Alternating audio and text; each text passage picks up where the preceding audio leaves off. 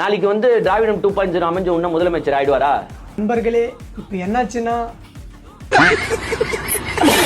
இவங்கள சில பேருக்கு தெரிஞ்சிருக்கும், சில பேருக்கு தெரிஞ்சிருக்காது.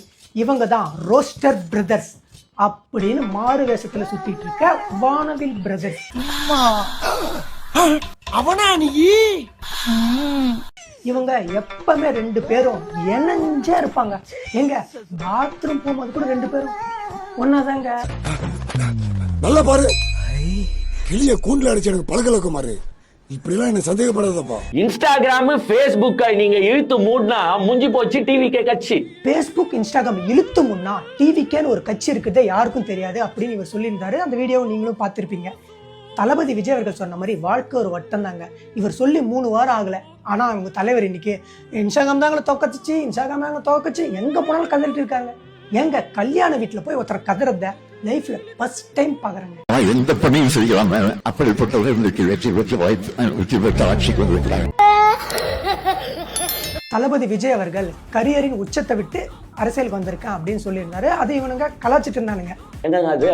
அந்த உச்சங்க அது, அந்த உச்சம் எங்க இருக்குதுன்னு உங்களுக்கே தெரியாது. எலெக்ஷனுக்கு அப்புறம் இவனுங்க என்ன சொல்லிட்டு இருக்காங்கன்னா, விஜய் அந்த விஜய்னு ஒரு பேரை பார்த்து சினிமாக்கள் பார்த்து ஓட்டு போட்டுட்டு இருக்காங்க மக்கள். இந்த மக்களை என்னால புரிஞ்சுக்கவே முடியல அப்படின்னு கதறிட்டு இருக்கானுங்க. மக்களை வந்து என்னால புரிஞ்சிக்கவே முடியல. இது எப்படி ஒரு அலை?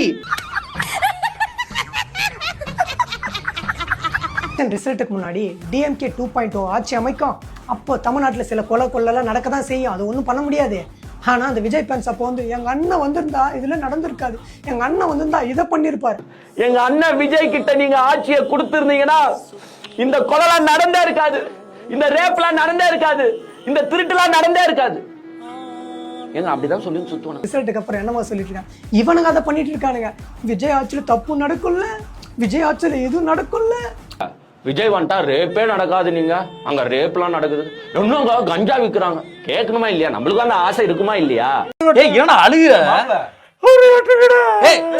அழுதுக்கு இருக்க நீ விஜய் ஃபேன்ஸ் ரியாலிட்டிக்கு வாங்கடா, பொதுமக்கள்லாம் உங்களுக்கு ஓட்டே போட மாட்டாங்க அப்படின்னு சொல்லிட்டு இருந்த இவனுங்க இன்னைக்கு குழந்தைங்க கேட்டுச்சு ஓட்டு போட்டுட்டாங்க, விஜய் மூஞ்சிக்காக ஓட்டு போட்டுட்டாங்க, சினிமா பார்த்து ஓட்டு போட்டுட்டாங்க அப்படின்னு வானத்துக்கு பூமிக்கும் குதிச்சிட்டு இருக்கானுங்க இந்த வானவில் பாய்ஸ். அரே காஞ்சிபுரம் பட்டு என்ன விலை?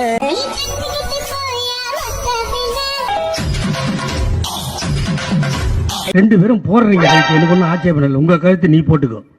ஆனா இதுல எவ புருஷன் எவ பொண்டாட்டின்னு சொல்லணுமா இல்லையா?